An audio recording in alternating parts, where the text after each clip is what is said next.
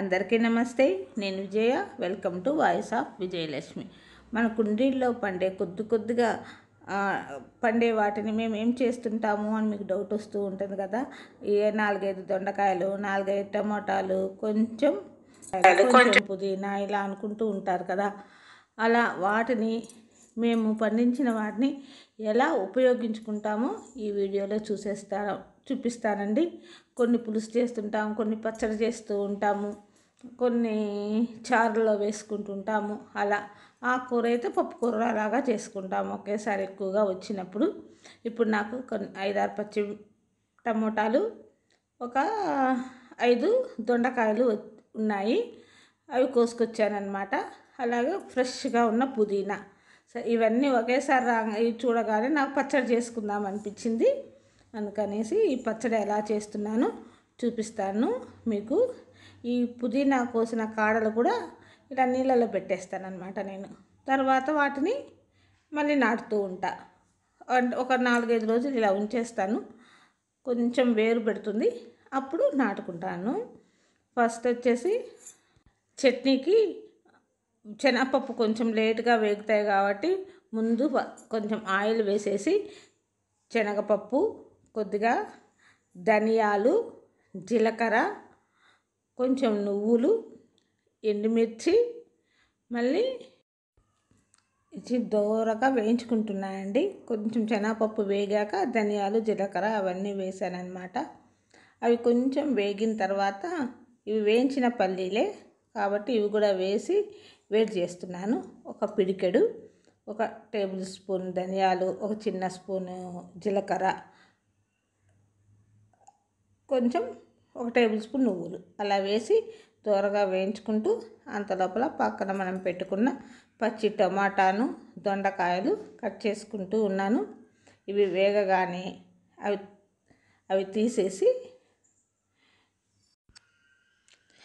తీసేసి అదే బాండల్లో కొంచెం నూనె వేసి మనం కట్ చేసి పెట్టుకున్న టమోటా, దొండకాయ ముక్కలు మగ్గబెడుతున్నానండి. ఇవి ఇప్పుడు కోసాం కాబట్టి చాలా ఈజీగా మగ్గిపోతాయి అన్నమాట. అంతే. పుదీనా మాత్రం ఇవి కొంచెం మగ్గిన తర్వాత పుదీనా వేసేస్తాను. అంటే లాస్ట్లో ఇది వేసి మనము స్టవ్ ఆఫ్ చేస్తే చాలు. పుదీనా వచ్చేసి లాస్ట్లో వేసి స్టవ్ ఆఫ్ వేస్తే ఆ వేడికే మగ్గిపోతుంది, ఫ్రెష్గా ఉంటుంది కదా, అందుకని అన్నమాట. దీంట్లోనే కొంచెం పసుపు, రుచికి సరిపడా ఉప్పు ముక్కలు సరిపడా ఉప్పు వేస్తున్నాను. ఉప్పు వేస్తే త్వరగా మగ్గుతాయి కదా, అందుకని అన్నమాట. ఉప్పు పసుపు బాగా కలిపేసుకుని సిమ్లో పెట్టుకొని మగ్గబెడుతున్నాను. కొంచెం మగ్గిన తర్వాత లైట్గా, ఎలాగో పచ్చడి రుబ్బుకోవాలంటే కొంచెం నీళ్ళు వేస్తాం కదా మనము, అదే నీళ్ళు కనుక ఇప్పుడు వేసామనుకోండి బాగా మగ్గిపోతుంది. నేనైతే మిక్సీ వేయడానికి ఎంత కావాలో అంత వాటర్ మాత్రమే వేశాను. ఇవి మగ్గేసరికి కొంచెం తగ్గుతుంది కదా. 2 పచ్చిమిర్చి కూడా వేసానన్నమాట. ఇవి మగ్గే లోపల 4 వెల్లుల్లి ఒలిచి పెట్టుకుందాం. చూసారా, ఈ మాత్రం మగ్గితే చాలు. ఇప్పుడు పుదీనా వేసేసి మూత పెట్టేస్తాను. అంత లోపల 4 వెల్లుల్లి కూడా ఒలుచుకున్నాను నేను. వెల్లుల్లిని అలాగే వేయకుండా కొద్దిగా కొట్టేస్తే చిట్లినట్టుగా అవుతాయి.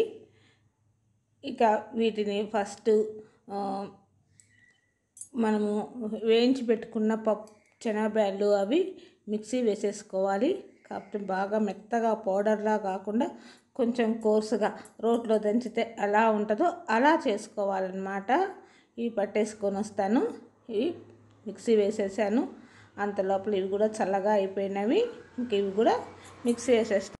రోట్లో దంచుకుంటే ఇంకా బాగుంటుంది, కానీ మనకంతా ఇప్పుడు ఫాస్ట్గా అవ్వాలంటే అదంతా వీలవ్వదు. వీలైతే దాంట్లో దంచుకోవచ్చు. ఇక ఇప్పుడు తాలింపు రెడీ చేసుకుందాం. తాలింపులో కూడా కొంచెం శనగపప్పు వేసి ఆవాలు, జీలకర్ర, మినప్పప్పు, ఇక మామూలుగా తాలింపు అన్నమాట. నేనైతే కరివేపాకు బదులు నాకు గ్రీన్గా ఏదో ఒకటి కనిపించాలి కదా, అందుకని లేత మునగాకు వేశాను.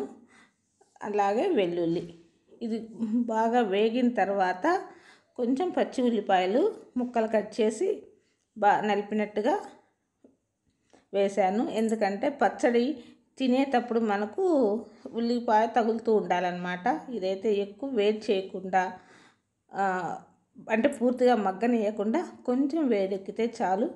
ఇది వేడెక్కే లోపల జార్లో ఉన్నదంతా తీసి రుబ్బుకున్న పచ్చడి అంతా వేసేసాను. చూసారా, ఆ కొద్దిగా టమోటాలకే 4 టమోటాలు దానికే మనకు ఎంత పచ్చడి అయిందో. ఇది ఇడ్లీలోకి, దోశల్లోకి, మళ్ళీ చపాతీకి, అన్నంకి, దేనికైనా బాగుంటుంది.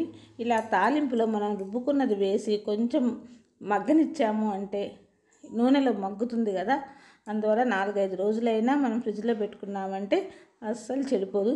చూడండి, కొంచెం కూడా బాండలకి అంటుకోవట్లేదు. ఇప్పుడు టేస్ట్ చూసి మనకి ఏదైనా తక్కువైతే కలుపుకోవాలన్నమాట. కానీ నాకైతే అంతా కరెక్ట్గా సరిపోయింది వేసిన ఉప్పు.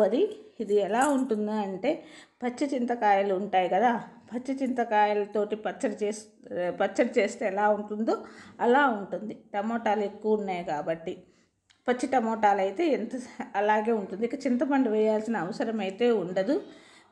బాగా మేమైతే తినేసాము. కానీ మళ్ళీ వీడియో తీద్దామనేసి మళ్ళీ కొద్దిగా కలిపి చూపిస్తున్నాను మీకు. ఈరోజు వైట్ రైస్ ఉంది, అందుకని కలిపి చూపిస్తున్నాను. చాలా అంటే చాలా బాగుంది.